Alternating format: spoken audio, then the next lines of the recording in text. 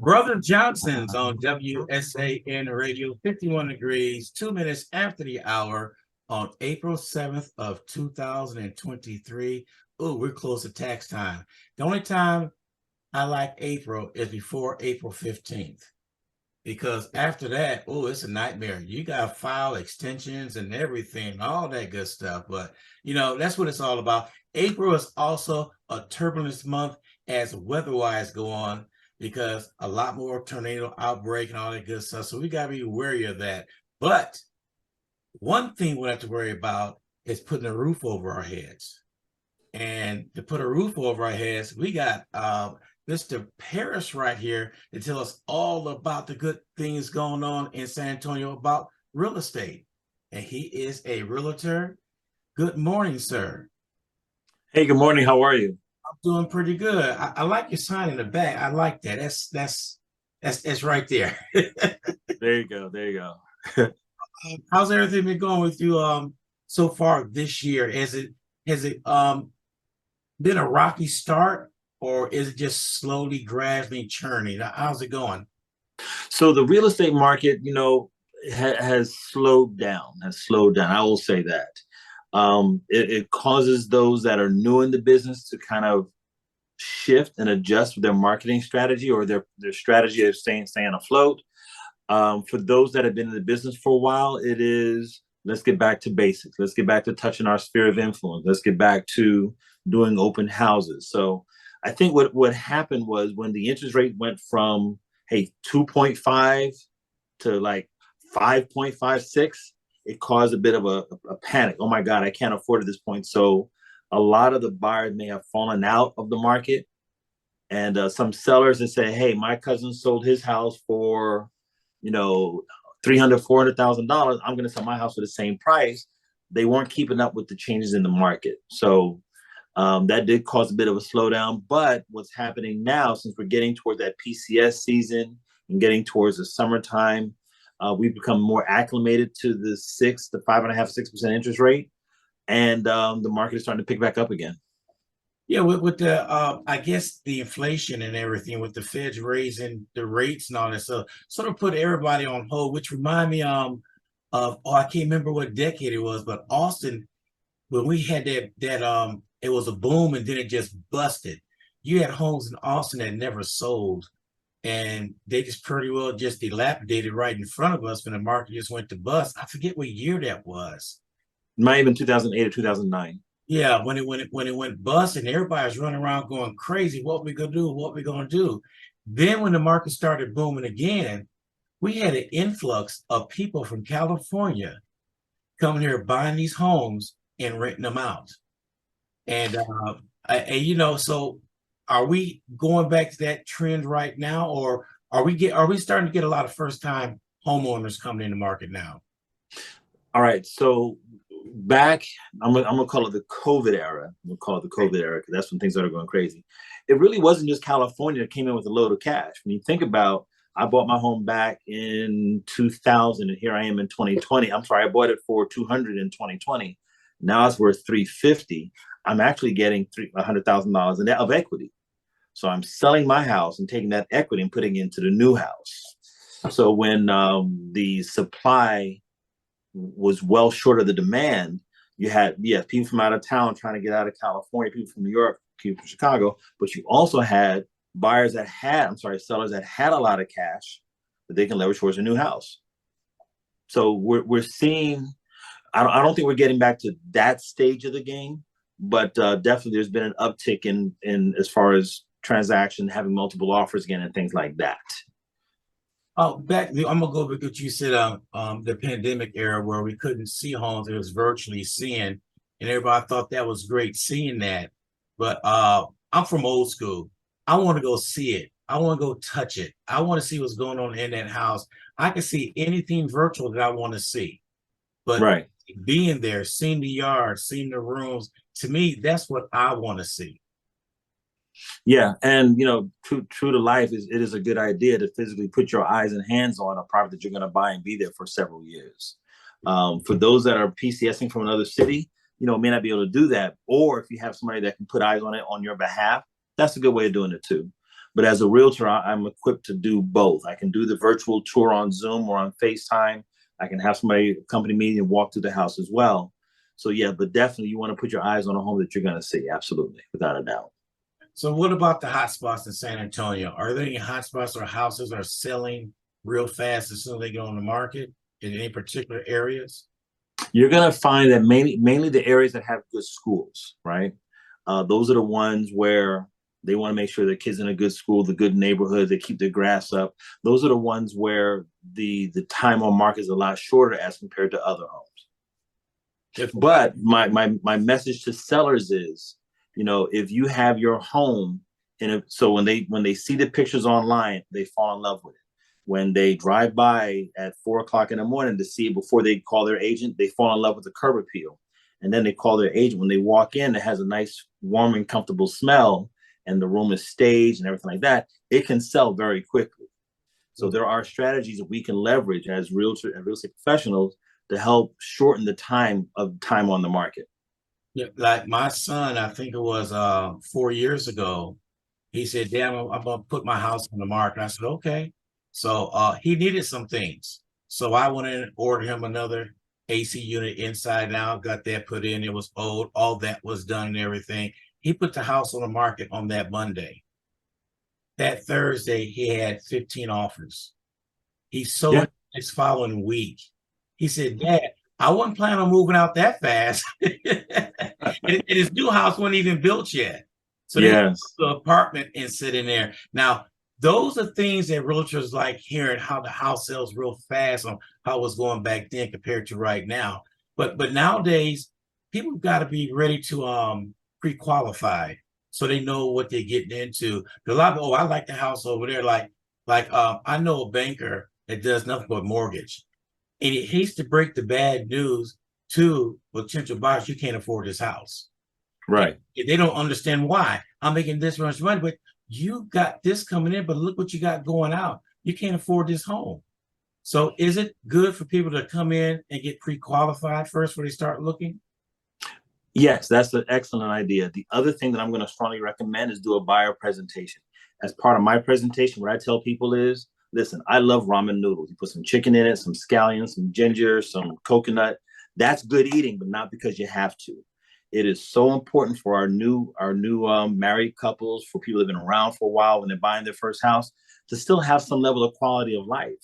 That, hey, honey, let's go out and get something to eat, or honey, let's go take the kids out somewhere. And not on anniversary day, hey, it's our anniversary, we're gonna sit down on Netflix, and I'm not gonna say the other part, but it's just one of those things that's important to have a quality of life besides the house.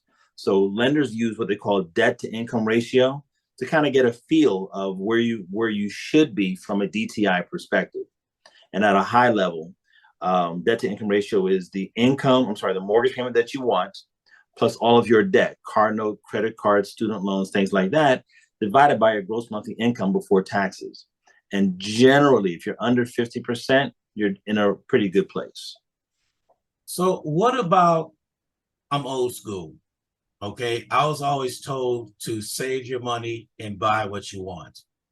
And I have always done that philosophy. And then I discovered that I went out and wanted to get something on credit. I didn't have any credit when I was young because I was told to do this away. Well, get this, get this, get this, and build your credit, build your credit. Now, there's people out there saying that you don't have to worry about credit for certain things, and some things you have to worry about. So when you get into want to buy a house, let's say somebody always spend cash money on stuff, but he may have $200,000 or $300,000 in the bank, but no credit. How will he qualify for that? What would you tell him what he needs to do to qualify?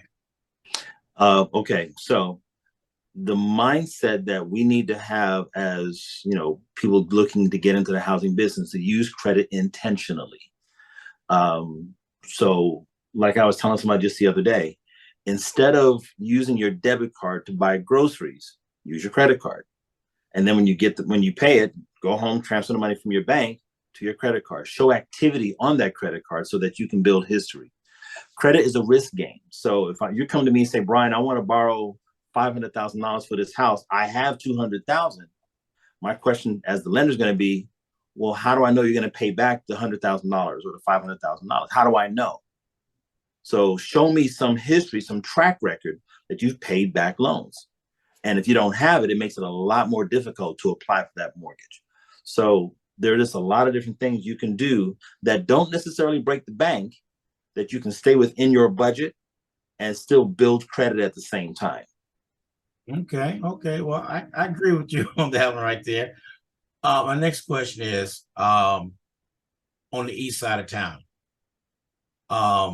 They are building homes out there right now that, and once they get finished building, there are $200,000 and $300,000 homes that you build on the east side. A lot of people came to me and said, "How can we afford that? Building that here, they're outpricing what we could pay for on the east side of town." And then a lot of people think, well, maybe they're trying to push us out of the east side, because I see it. I'm gonna go back to Cabrini Greens up in Chicago. What they did was they turned around and moved all them out, put them in the suburbs, tore it down, and built condos, and moved all the blacks out of Cabrini Greens and just redid the whole thing over. Yeah. The east side is scared to death that something like that is going to happen to them. So what can we do as a community to east side strong to help them out, educate them, I should say, on what they need to do? What can we do? Man, that's a deep question. I love the question because that's one place where gentrification is happening. So SAREB is a nonprofit organization that is focused on building Black home ownership. And we have classes that pertain to obtaining a house, maintaining a house, and then retaining a house. When we talk about, we're going to say grandma's house. Grandma's been in her house 50 years and the house is paid off and it's fantastic. It's all right. It's how grandma lives. But when she passes away, the kids after her don't know what to do to take care of that house. Grandma didn't have a will. She didn't have anything that transferred that ownership from grandma to the grandkids or so on and so forth. That's a critical piece of the conversation. How do we, number 3, make sure it stays in the family? Number 2, how do we keep the home up? How do we maintain it so that that wealth can be added to the family? That's important. So when we talk about gentrification and how they're trying to push us out, well, if we don't want to go, if we have things that we have invested on the east side, it's a lot harder to push us out. If we keep our homes up and keep it painted and keep the grass cut and, make it attractive, that's building wealth on our side. And we can leverage that wealth however we decide to. We could buy, it's one of those things that I know that the city of San Antonio is working on a plan to keep the taxes low. Because one of the concerns is, grandma's house is worth about $50,000. The house next door is worth $300,000. We're going to put the same tax rate on both, which pushes grandma out, unfortunately. But I know there are plans to work on the tax structure so that she's not necessarily pushed out. Her taxes don't go out that much. But she can also dispute her taxes to keep the taxes lower. And that's something we may not know from a, how do we preserve the income and wealth that we have in our community. So you brought up a good point about taxes and all that. Is tax rate is based on the neighborhood and what the houses are worth in there, and that's how they go ahead and do it. If you put a $300 house in the middle of the neighborhood, house is not even worth $75,000. You can't tax them the same price as $300,000, or yet you can't have the $300,000 taxes be the same taxes are the $7,500,000 houses.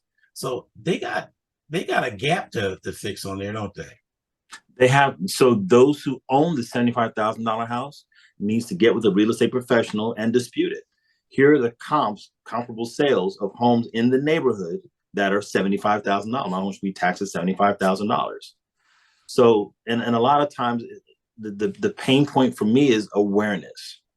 Some just don't know that you can dispute your taxes. We say, okay, well, there you go. That's just how it is. So, yes, you can dispute your taxes. You can provide proof that your home is only worth a certain dollar amount, and those taxes can be lowered. Yeah. Okay, we got a question right here. Explain the down payment assist program. Yes, there are programs available, TSHAC, TDHCA, SEF, the City HIP program that can help contribute towards your closing costs. But free money is not necessarily free. You pay a premium for it. So of and by myself, I may qualify for a 5.75% interest. That's with me bringing my money to the table. If I choose to use a DPA program, which may give me 3 or 4% towards my down payment, that 5.75 may go to 6.75. Now, is that a bad thing? Well, if I can leverage that 4% to maybe buy furniture for the house or do certain upgrades, then no, it's well worth it, especially if I can afford 6.75%. So there are programs, your lender is very well in tune with them. What I recommend if you're looking to buy a home in the near future, ask them specifically, do I qualify for DPA programs? Why or why not? And which one is the best one for me? Okay. What was the other thing? Generally, what I find is those that have the money to bring to closing, they generally do to save over time. Yeah, yeah. Explain what is SAAREB. Excellent. All right. So SAREB is a nonprofit organization that is focused on Black home ownership. We do so and for those that may not be aware, when we look at African American home ownership, we're somewhere in that 41 percentile. So 41% of African Americans own their home. When you look at other racial divides, whites are in the 70 percentile, Asians are in the 50 percentile, Hispanics are in the high 40s. So why is that gap? Why is that there? Why is there such a disparity between African Americans and everybody else? Part of it is education. Part of it is we just don't know, or I'm not interested in thinking about this at the time. Here I am, I'm 20, I'm trying to barely keep food on the table. I'm renting, my cousins rent, my mother rents, my grandfather rents, so renting is the only thing. When I turn 18, hey, I want to get out of the house, I got my thing going, I'm going to rent because it's the only thing that I know. Or we get caught up by these myths. You need to have 20% down to buy a house. Well, shoot, 20% down of $200,000 is $40,000. I don't have $40,000. When the reality is you only need 3% down to buy a home. I need to have a 700 credit score to qualify for a home. You need a 640 credit score. So my recommendation is going to be, if you are thinking about home ownership, and everybody should be thinking about it, sit down and talk to a real estate professional. Take a class on home ownership. Take a class on how to build your credit. Learn and build up that knowledge base, and then share it. Share it with your kids. Share it with your uncles. Share it with your aunt. So that way, we can expand the knowledge of home ownership, because that's the beginning of generational wealth. So SAREB offers these classes, and we do it for free, and we do it, wherever we need to have it. I like saying that if you have a church congregation that is curious about home ownership, we will bring the class to you. There you go. Because sometimes it's kind of hard with everything we've got going on, football practice, taking care of the kids, it's hard for me to pack up my kids and take them somewhere to learn something for an hour and a half. So we can bring the class to you. We can do the things one-on-one, but we need to get the knowledge out there that home ownership is not over there for those people over there. It's for us right here.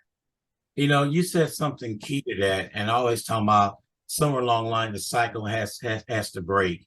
If you grew up in a household, rent, that's the norm. They think that's the norm. And then, like I said, the myth come out. Then you also got our own people telling us, you can't afford no home. You're not all that. That's another one right there, because sometimes we are hard on ourselves to others because we want to keep them where we're at. We want some people to grow. And if they do grow, they call you a sellout and all that stuff. We have to block that out and break that cycle and go and do what we think is best, because I see it happen all the time. I see it among family members. You're no good, you never make it. So that cycle has to be broken with the program you have right there and the education getting out. That's what we need to do. Absolutely. And the beautiful thing about it, the classes are free. See? Let me see here. What was the other thing? I want to talk about something in the past, because a lot of people I talk to people about. It's two things I want to talk about. The first one is in the past when we had those balloon notes. Remember? Yes. That tore a lot of families up when that thing came around, and your mortgages went straight up in the air. Was that just to get people in the house, and then they were so eager to get in the house they didn't look at what's going to happen on later on down the line. So what banks have done, and these are the adjustable rate mortgages. They usually have a nice, low, attractive introductory rate, and I'm going to fall back on education. So you can have like a 1-5 arm where it'll adjust, 1% or keep it at a low rate, but then 5 years later it's going to adjust to a market rate. If we're not paying attention to those following numbers, then yes, we can be in a world of hurt. So being sure, to me, the only stupid question, the ones you don't ask. So make sure you ask a lot of questions. As an agent and as if I have lenders, my thing is, if you don't know, if you don't feel comfortable, ask. And if you don't explain it the first time, if you don't understand it the first time I explain it, well, that's my fault as an agent to re-explain it again so that it makes sense to the layman. Yeah. So making sure you know what you're getting into. So one product now, when the interest rates were shocking, they were doing what they call a 2-1 buy down. So a 2-1 buy down means that if the par interest rate is 7%, then the first year goes down 2%. So it goes from 7% to 5%. The next year it goes to 6%. And then after that, it goes to the market rate of 7%. So we could be running into that scenario again where, hey, 5% sounds good, but they don't think about what happens next year when it goes to 6%. That's why DTI is so important, making sure that we're not putting you in a bad situation that you can't get out of. Yeah. The other one is, what about this reverse mortgage that some people are doing? I hear pros and cons against it. I had this, matter of fact, it was on the news about 3 years ago, where the wife didn't really have the husband on the house. When she passed away, the bank came and got him and kicked him out. Mm-hmm. So, well, on a reverse mortgage, I just actually learned more, took a class on it just not too long ago at a SAREP meeting. There are definite benefits to the family. Grandma's having a hard time. I keep picking on grandma. I'm sorry. Grandpa's having a hard time keeping up with her current bills. So using the reverse mortgage is a way for her to have, in essence, no mortgage payment. Now, of course, at the end, when she does or he does end up passing away, the kids have several choices. Keep the house in the family and refinance it, or as long as it's in her name, it's fine. There are some things where you could possibly end up paying more than the house is worth, but those situations are few and far in between. So again, my recommendation is, if you are in a situation where a reverse mortgage may be the right fit, talk to a lender that's familiar with it, ask questions, and make an educated decision. Okay. Ask questions. So when you go ahead and you buy a house, do you want to get a fixed rate or adjustable rate? And what are the difference between the two? Good question. So depending, I'm going to call it your risk tolerance. How risky do you feel? So my wife and I were on different opposite scales of the risk tolerance. I tend to take more risks. She tends to take less risk. So the safe bet is a fixed rate mortgage. The benefit of that is that the interest rate is consistent throughout the years. It does not change. The adjustable rate mortgage, the benefit of that is you can come in with a lower monthly payment and be prepared for those adjustments as you go along. So let's look at it like this. If you feel that your income is declining, going down, then maybe a fixed rate mortgage is better for you because your payments are consistent. If your income is increasing, that you're going to get a raise in a couple of years, you're aspiring to do bigger and better things, you're going to get married or whatever, then maybe an adjustable rate mortgage may be beneficial so that we can take advantage of the lower interest rate up front and be prepared for those increases as they go along. Adjustable rate mortgage do have a cap. They can't go higher than a certain dollar or a certain percentage. So again, talking to your lender, seeing what the benefits are can help make an educated decision. Okay. This is one that I talk to people about, where let's say they have a mortgage with Wells Fargo. All of a sudden they get a letter in mail saying they were switched over to Stanley Morgan. Yep. And they said, how can they do that? And then turn around, and 9 times out of 10, the rate doesn't go along with it. It switches. Are they allowed to do that without the homeowner knowing that they moved your account over to somebody else? You paying 5.5%, now it's moved over there is at 6.2%. So when they sell, so you have a servicer. The servicer's job is to take care of collecting payments and everything. So when your loan is sold from your original lender to the next one, the one thing that is constant and consistent, the rate doesn't change. So, so if you had a 5.5 from with Chase and they moved it to Citi, you still have a 5.5% rate. And they sell it from Citi to, Jones, mortgage company, you still have a 5.5% interest rate. So that part doesn't change. What may change when you think about a mortgage payment, it consists of 4 different components: principal and interest on the note, the property taxes on the home, and then the homeowner's insurance. So the first two don't change, principal and interest, no matter who the servicer is. But the taxes may and can go up, as well as the homeowner's insurance. So when you see an increase in your mortgage payment, look at those last two and see how you can get those rates down. Either A, by disputing your taxes and getting the rate down, or two, finding a more cost-effective homeowner's insurance. So yes, the lenders can sell the note several times, and there should be little to no impact on you as the borrower. Now, got a question for your escrow account. Yes. Let's say you pay off your house. It's all paid off. You still got your escrow account that's taking care of your insurance and everything all the time. Should you get rid of the escrow account and start paying your insurance up front, or continue to contribute to that and let it take care of it? Or do you have to keep it once you sell your house? Okay. So when we talk about, let's talk, I'm going to back the question up a bit. Okay. I have 20% to put down on a house. I've done my due diligence. I've saved. I'm going to put down 20%. At 20%, the lender says, well, you have enough equity in the property that you don't need to escrow the account. That's like, great, my mortgage payment goes down. Fantastic. Do you have the discipline to make your tax payment and your homeowner's insurance payment every year? Are you disciplined in that respect, putting money into a savings account, let it marinate so you can handle that? If the answer is yes, then not escrowing is a great thing to do. If you, however, have challenges where, that may be a tough thing, then having an escrow is a better thing, because that way we know for sure that the taxes and the insurance are covered. So if you do end up paying off your mortgage, which is fantastic, that's great. Just make sure you have that same ritual routine of making that mortgage payment, a lot less taxes and insurance, into an account you can't touch, and then maybe doing direct debit for your insurance and for the taxes. Okay, I just had that. Yeah, so that way you're earning the interest and not the lender. Which well, I don't get.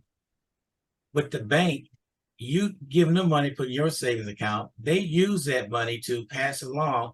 They get a more bigger payout than what you get for in your savings account. That it boggles the mind on a percentage rate they give you. You go in there to save your money in that account.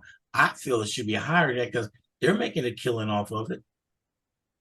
So when we talk about banks, and just like with any business, the business is to make the difference between the cost and the expense. So whatever's in the middle is profit.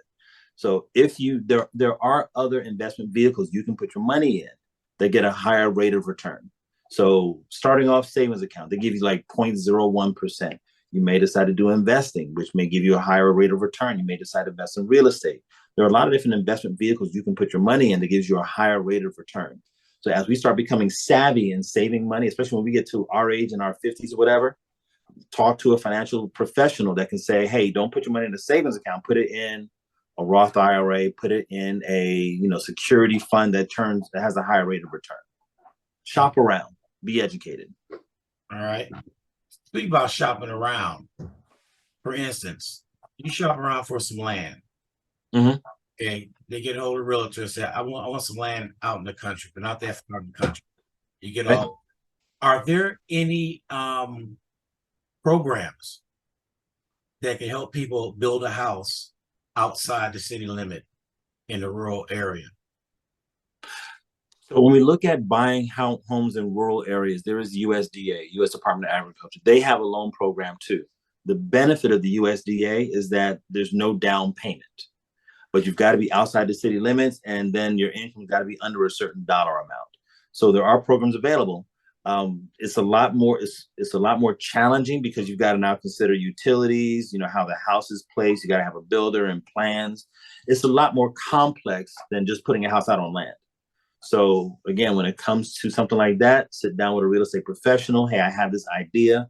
I have this tablecloth that I kind of draw out what my house looks like, and I want to put it on some land. Then we can sit down and figure out what's best. Because when you look at putting it on land, the biggest expense is going to be your sewer, whether it's on a sewer line or a septic, and septic tanks around $15,000. If it's water, it's going to be on a well, which can be just a crazy amount of money. Is there topography on the land? Because you figure the more the land is hilly and how it slopes, the bigger and the more costly your slab is going to be. So that plays into it as well. All these factors play into putting a house on land. Let me ask a question, because this ran across me years ago. When you buy land, do you own the mineral rights up under that land? Generally not. So it's not really your land then. I mean, you earn the surface rights, but anything else, I put it like this: if there was something underneath there, they'd have found it already. So is that the way of saying in the future, some up under there is theirs and not yours? Pretty much. Those rights have generally been severed. There may be some scenarios where there is some minerals underneath, but it's in my 15 years being in real estate, I've not seen it. So who owns the land up under your land then? I don't have a good answer for that. I just know that if there were, minimal rights, then they would not have severed the rights in the first place. Or once they've already tapped it out, then they can sell the rest. There shouldn't be anything under there to tap on in the first place. Yeah, I just go back watching Beverly Hills Billy when Uncle Jed shot and oil came out of the land. Everybody thought, yeah. And when I moved to Texas, my family of nurse saying, "Can you send us some oil?" They think everybody in Texas got oil wells. I said, yeah, no, absolutely not. Yeah, the developers for subdivisions and plots like that, they've already done their due diligence. Yeah, I figured they have all that. So, insurance. Mm-hmm. When you buy a home, you must have insurance. Yes. I figure just like with a car, you got to have insurance. So, when you go over that with a client and tell them insurance, do they pick up the insurance company, or do y'all have insurance company in mind for them? So I have a list of professionals that I've worked with in the past that can provide insurance if need be. The lender has good connections as well. So one of the best ways to save money on your insurance is to partner with somebody that does your car or your renter's insurance, and they can give you a bundle that can help save money as well. Okay. I got a question right here. Mm-hmm. When you turn 65, do your property taxes and school taxes change? Yes, you can file for that over 65 exemption, and that can lower your property taxes. But not school taxes? Well, as a whole, property taxes, but specifically the school taxes. Yes, that is correct. Okay, because that's we just filled out paperwork for ourselves because somebody in the house turned 65. I ain't gonna say her name, it's my wife. So we had to fill out all that paperwork and send it in, and I don't know what's going to happen. We were just told to do that because I talked to somebody at the county clerk office, and she's real swift. I like our county clerk. She turned around and said, "This is what you need to do. This is what you need to do." And also, I like about the county clerk now, they're mobile now. They'll let you do that. We have to go all the way downtown, and it's a nightmare to park downtown. So, but yeah. Okay, so I'm a new homeowner or want to be a homeowner. I come to you. There's a new subdivision being built. I want to look at it and buy a plot. I mean, get my lot right there and all that. What are the process going for that? You got a thing called, somebody want to know, what is earnest money? Good question. Okay, so number one, first and foremost, the sales agent in the office works for the builder. They'll try to get you a good deal, but their responsibility is to their boss, who's the builder. So it's always, always, always strongly recommended that you have somebody like me or somebody else that can advocate on your behalf. My job as a new construction person, is to know what Lennar is doing versus what KB is doing versus what DR Horton is doing. Compare their interest rates and terms and all those kind of things. Make sure you're getting the best deal possible. That's number one.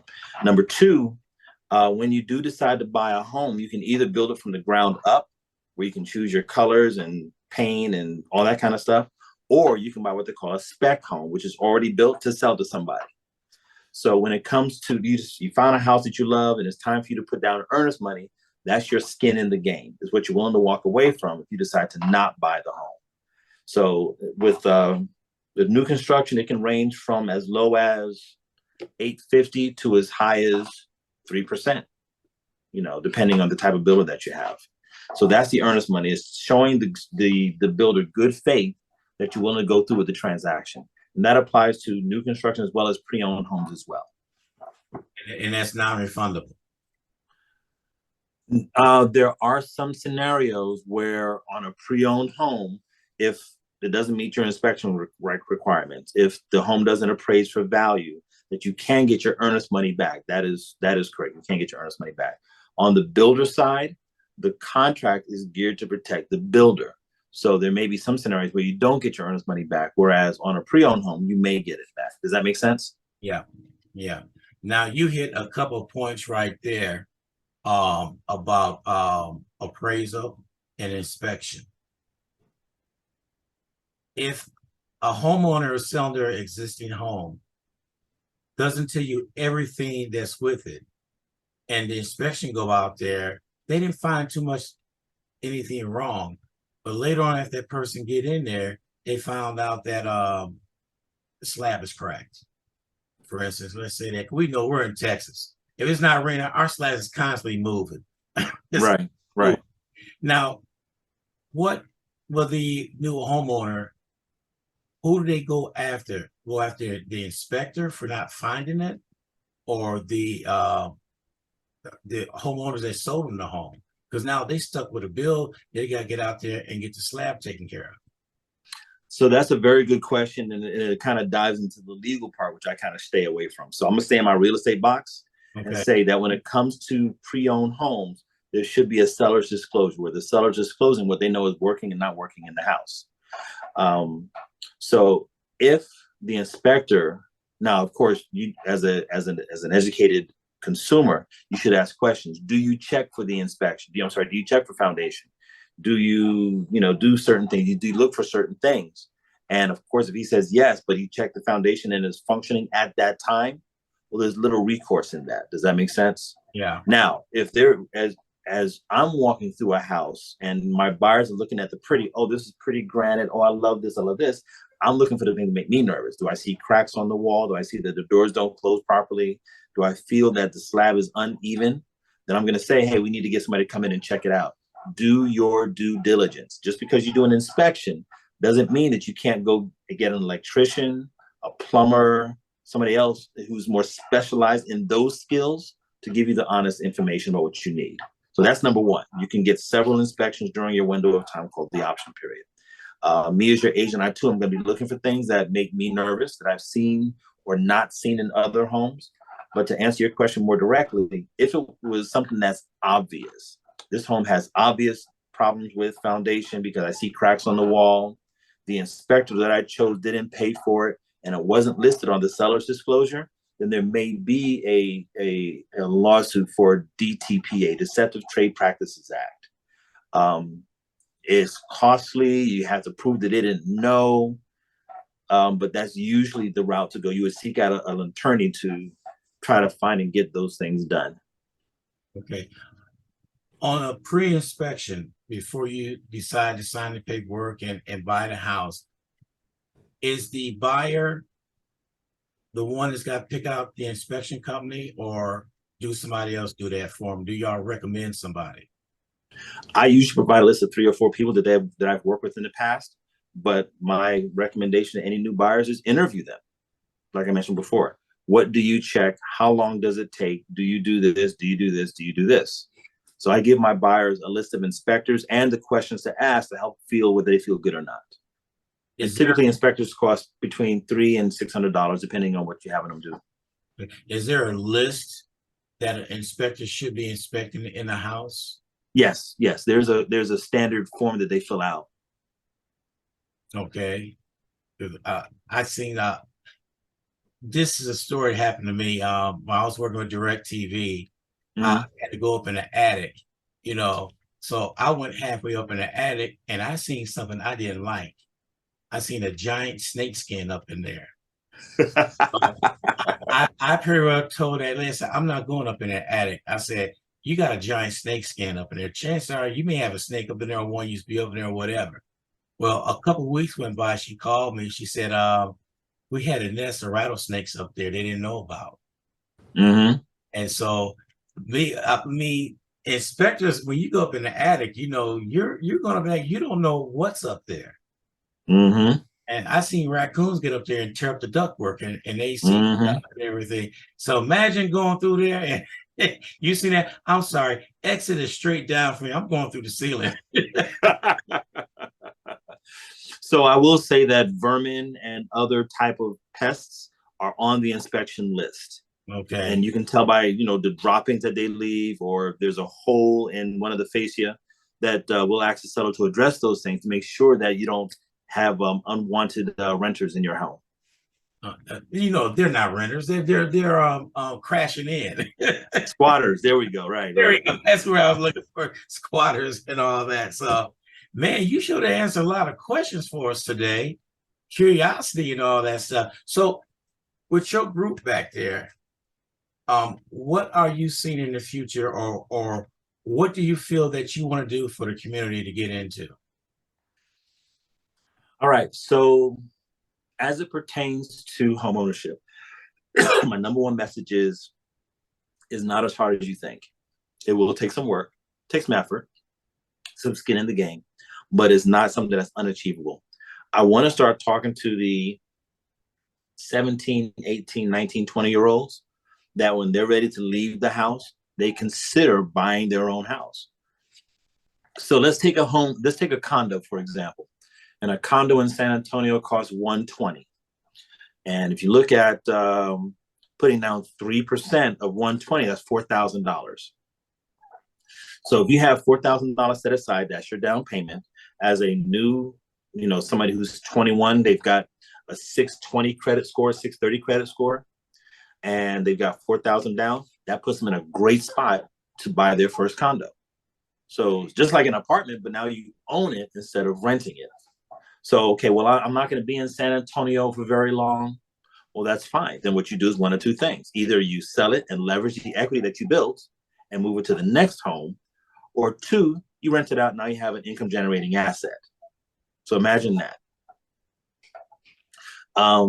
If you have questions about homeownership, then SAREB, again, that nonprofit organization, we have a whole bunch of classes that we're willing to train or help just get into the homeownership process. Do your due diligence. Now, when you say, hey, I'm going to buy a house, you're going to get tons of advice, right? You should do this, you should do this, you should do this. My grandma and them did this, my cousin and them did this. Take all that information, smile and nod, and then talk to a real estate professional in your area to get the right advice for you. Because let's be honest, everybody is well intentioned. I only said that because I wanted to help you out going along. But some of it will definitely apply to your situation. Some of it may not. So that's when we can talk about it. Yes, this does apply, but here's the other side. No, this doesn't apply to you at all. Or in this market, because we're in a seller's market still, it may not apply to you at all. Okay. But that's my advice. Good advice. Good advice. I know what I did back in the days. I had a home improvement building business where I just did these and I had my electrician license, plumber license, AC license. I was always out doing something. So this couple came up to me one time, said they're buying a new home. What tools did I need? I said, well, you shouldn't really need none. It's a brand new house. I told them like that. So, but they did ask me, and I suggested, well, I would get the basic tools, and I showed them what they needed to get. And they looked at me 2 years later, I heard from them tools you told me to get came in handy. You need to start a class on things like that. So I had my way of doing things already. But now that I'm retired, that's not a bad thing for me to think about doing a class on little things you can do around the house that'll save you a bunch of money down the line. And And then, that's an excellent piece because we talked about, say right before, obtain, maintain, and retain homes. So we have all these first-time home buyers that are used to renting. mhm, Now they're in their home that they own, but know nothing about the home ownership process. So we're putting on a class April 29th that's going to talk about the home maintenance piece. When you see that tube that's in front of your front door that's dripping water, that's a red flag. You need to have somebody come in and check out your AC filter. So it's going to be over in the Northwest side, and I can send you the details a little later. But okay. it'll be either in person or on Zoom. Let's talk about the common things that an average homeowner should know how to do to keep your home up, because we want to make sure that that $5 AC filter replacement is not a $5,000 AC replacement because you didn't take care of it. Mm-hmm. I seen it happen before. I wonder somebody how the dust on that filter. I'm not kidding. About this thick, and they want to know why they want to get in the air. That's one of the things that I look at as I'm going through a house. I'm looking at the vents because, okay, let's clean the vent off with the feather duster, but I'm looking at the returns as well. I'm looking at the trail of dirt that's coming from it. So when I see that, I'm going to say, as part of our repair request, we're going to ask them to have the AC serviced. Yeah, That's important. and it's easy to do because I buy every year. It's getting that time for me to buy filters. I get a box of filters, 12. Mm-hmm. And I got my calendar set up so when I need to change them all the time. And even Mm-hmm. if they don't look bad, I change them anyway. Yeah. Mm-hmm. And then the outside unit, I tell her about, especially if they have pets. That outside unit will gather all that hair up in there, and that'll hurt it. Water hose sprayed all the way down, clean it out. You'd be surprised how much dirt come out of there. Yep. Little simple things like that will save them down the line. So. Oh, speaking about that, since we talked about that, I got one thing to talk about. Now it just slipped me. I had it on the tip of my tongue. Oh, Home maintenance, AC, electrical, plumbing, roof, foundation. Um, Getting with a plumber. I'm throwing some ideas out. I don't know. yeah, yeah. Well, you're right about all that right there because I was telling people the same thing back then, what they needed to do. Oh, a home shield. I, Mm-hmm. a lot of people love it, but I ran across a couple of things. Maybe it wasn't Home Shield; it was a company that they used that was horrible. And Uh-huh. people were buying the Home Shield, which is to each his own. I'm just blessed. I know how to fix everything around the house. Where my wife called me Mr. Home Shield. you know, Okay. All right. something going on, but you already have insurance on the house already. You got insurance. You got to read your insurance what covers and what doesn't cover and everything. So Home Shield come into play right there, and people think I gotta have it. I got pros and cons against it. After watching this guy get burned for 4 years with his AC unit, they didn't do but patch it up. I sort of was a bad taste in my mouth. And Okay. I realized when he called Home Shield pushed it off on the company that they hired. So Mm-hmm. the guy got into it. Well, can I get my own company size one you recommend? Mm-hmm. Finally, they said if they're under our deal, then yes, you can use anything you want to use.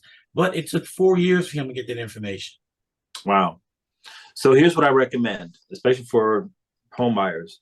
You're talking about a home warranty program where they cover certain types of repairs within the first year. So there's a difference between a home warranty and homeowners insurance. Homeowners insurance covers things like your tree falls through your roof, or there is a broken window, or there's some type of event of the bigger items, the bigger ticket items. The home warranty covers things like your AC goes out, or your fridge goes out, or your stove goes out, something like that. Plumbing, they handle the little things. So typically you'll pay a service fee for them to come out and service whatever it is. And if it's covered, it's covered. That's great. So if your fridge goes out, they can fix or replace the fridge. Keep in mind that home warranty companies are insurance companies as well, and their job is to not do what is going to replace it. We're going to fix it until we can't fix it no more. Yeah. So when you're searching for a home warranty company, look at what it covers, especially when it comes to AC here in South Texas. How much does it cost when it pertains to Freon?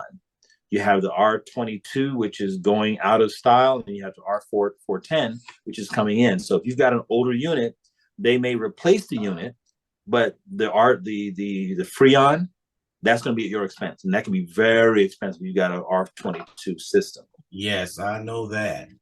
Yes. So just like anything else, do your due diligence, get a list of what they cover and what they don't cover. And then from there are some program, I can't remember which one it is right now, that will let you choose your own handyman. Okay. I'll tell you the last question, but I got more coming up. This really bites me bad. HOA. HOA. This is my experience with them. I keep my yard manicured. Mhm. They had a nerve to send me a letter stating me that my grass was too tall. If they have to cut it, they're going to charge me $240 to cut my yard. Yep. I said, you don't lost your mind. So I looked at the angle of the picture. The way he took it, it was my neighbor's yard. I turned around and called him up and talked about it. This guy got huffy with me. And I said, well, who took the pictures? He said, well, I did. I said, you're not a very good cameraman. I said, what you mean? I said, you took a picture of my neighbor yard. If you're going to send something, I said, and then again, the picture you sent me of my yard, you also had the license plate of my truck. My license plate never should have been on that picture. So I chewed them out real good. And so I went to a couple of meetings and they avoid me now, basically. they avoid me all because I'm speaking up. Right. And when one person speak up, then the rest of them will start speaking up. The next, we have everybody talking in there. And I know they're saying, we hate when Mr. Gordon come in. Because he get this crowd all riled up, But I'm just saying the truth. I said, how can you charge somebody $240 to cut the yard when you can find somebody to cut for $40? Right. So the purpose, I kind of get it. The purpose of an HOA is to maintain consistency in the neighborhood. They want to make sure property values stay up. So if you're the rogue person who wants to have a pink house in a neighborhood where it's blues and grays, that's going to be an issue. I want to fix my car on my grass in my front yard. That's going to be an issue. So I see the value of maintaining property values in the HOAs. But yeah, some of these HOAs can get a bit out of hand. Yeah, I remember at one time years ago where they were actually taking people's houses away for $110 in Texas. Yep. Out right away, and a lot of them didn't make it.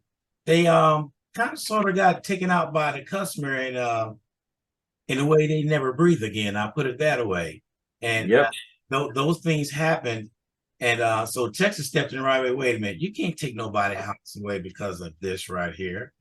So I think the laws are changing where they are no longer able to do so, but I believe they still can. Yeah. So if you don't pay your HOA dues, yes, they can foreclose on your home. Boy, I don't like them. But I agree with them in a way because you want to keep the neighborhood, like you said, right. Like for instance, this one guy painted his garage door black. They let him know about it. Yep. It seemed like overnight it changed colors to a pastel color. Yeah. Which I agree with that. I understand it, but they just bit me wrong when they come up and tell me I'm not doing this, doing that. Oh, but then I turned around, I was out there in my yard one day, and I guess it was a president that came through there. He got a nice yard. And out the wild blue, they said, if you put a sprinkler system in, you need a licensed plumber. I said, no, I don't. They said, yes, you do. I said, no, I don't. I said, well, why is you don't? I said, I'm not in the city of San Antonio. We're in Bexar County. And they looked at me and said, yeah, read it in Bexar County. If I'm right, you don't have to have a licensed plumber in Bexar County.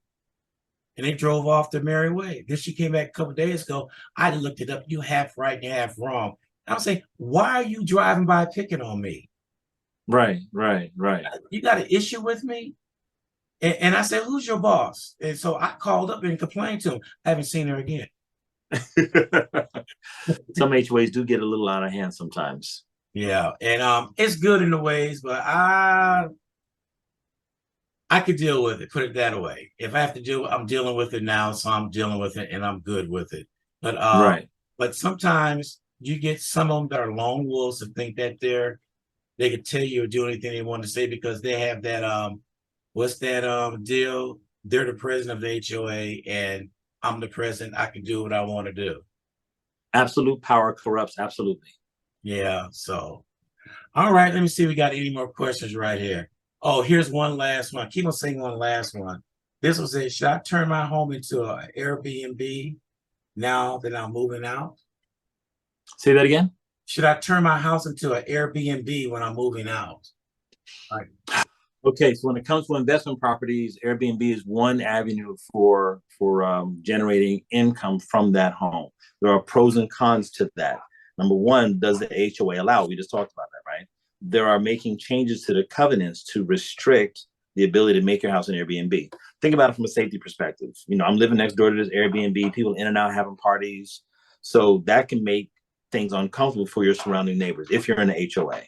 But if you're in a location where they don't have an HOA, there's a lot of work that goes into maintaining an HOA. I'm sorry, to an Airbnb. You got to furnish it, you got to keep it furnished, keep it up, and then you got to manage it. So I would recommend if you have questions about making your house an Airbnb, then let's talk about it, and I can refer you to a property manager that can help manage the process. There's a cost to it, but it may be worth it in the end. When you think about Airbnbs, would somebody coming from out of town want to stay at your house? What am I going to do there? So if I'm near the Lackland area with a lot of graduation, that may be a benefit. If I'm near SeaWorld or Six Flags, there may be some benefit. If I'm near downtown, that can help. But if I'm over on the far northwest side, way out there by Redbird Ranch, I may not find as much desire to live over there when there's so many other closer options. So each idea for an Airbnb takes strategy and planning and then decision making and risk taking for that matter. Let's talk about it. Okay. All right. Well, we did good. Brian, I appreciate you coming on and thank you for coming to the open house. Seeing you there and everything. And we're gonna do some business and try to get these folks stirred up on the east side on getting some classes free, as you said. So they come in and sit down because it's free. It doesn't hurt to sit down and listen. Right. Absolutely. There is one thing I want to share with everybody. So we talk about Black home ownership, and like I mentioned, I'm the president of the San Antonio Association of Real Estate Brokers, SAREB, and we are putting on our gala to recognize the top 20 African-American realtors in San Antonio. This event is going to be at the Old San Francisco Steakhouse on April 14th. And like I said, the top 20 Black realtors in San Antonio and the top 5 rising stars, those that have had their license less than 2 years, they'll be recognized as well. The tickets are $80, and you can go to sayreb.com, www.sayreb.com/2023 gala, and get your tickets. I'd love to see you there. It's going to be a fantastic event. Yeah, you send me that info so I could talk about it on the radio the rest of the week and next week before it happens. So we get it out there for everybody. Excellent. All right. Well, Brian, thank you for taking time out. We really do appreciate it. And we'll catch you down the line. On the 14th at the gala. Okay. Well, I see I got the invitation. I better be there. All right. Sounds good. I really appreciate it. All right. Thank you. All right. Bye. Bye-bye.